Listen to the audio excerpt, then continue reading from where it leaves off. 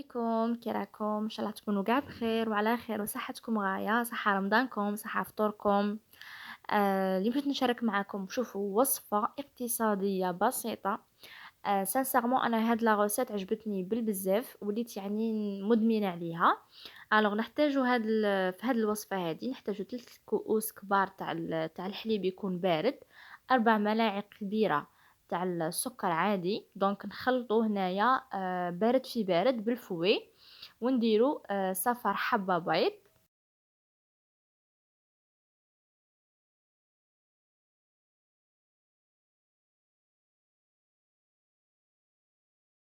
تاني 2 ملاعق كبار تاع الكاكاو مر بني، ما ديروش اسود، يعني ديروا بني. بغيت نقول لكم باللي الكاس تاع الحليب اذا كان العدد الافراد تاعكم كبير، الكاس تاع الحليب كبروه. اذا كنتو يعني ماشي بزاف، ديروا الكاس شويه صغير، فوالا. الوغ هنايا درت 4 ملاعق كبيره تاع لا مايزينا. كيما راكم تشوفوا خلطت كل شيء بارد في بارد. وهذاك الخليط تاعي درته على نار تكون متوسطه، خليته يغلي لي حتى تحصلت على هاد القوام الكريمي. دونك كيما راكم تشوفوا. الوغ درت هنايا ان مورسو تاع الشوكولا كانت عندي. وانتم بيان سور الا ما كانش عندكم شوكولا تنجموا تستغنوا عليها. دونك هنايا درت ان بو ديايورت غوت شوكولا كيما راكم تشوفوا. يعني المهم في هذه الوصفه هو اليايورت. هنايا كي قعدت نخلط في لاكريم تاعي خليتها شويه تبرد تشد روحها.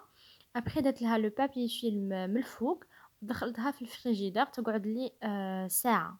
ساعه ابخي نخرجوها ونخدموا بها.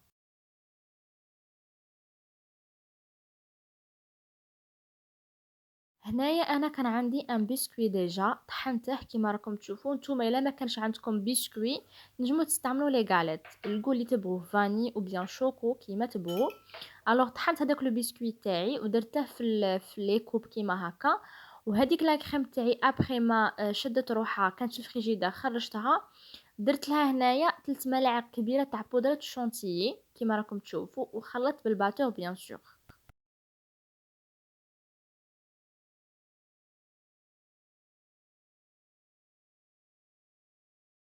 درت الطبقة الأولى تاع هذاك البسكويت، ودرت الطبقة الثانية تاع الكريمة تاعي.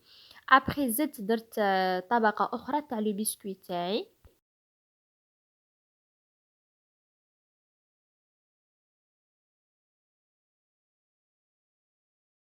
وهنايا بالنسبة للطبقة الأخيرة استعملت كريمة الشونتيي كيما راكم تشوفوا.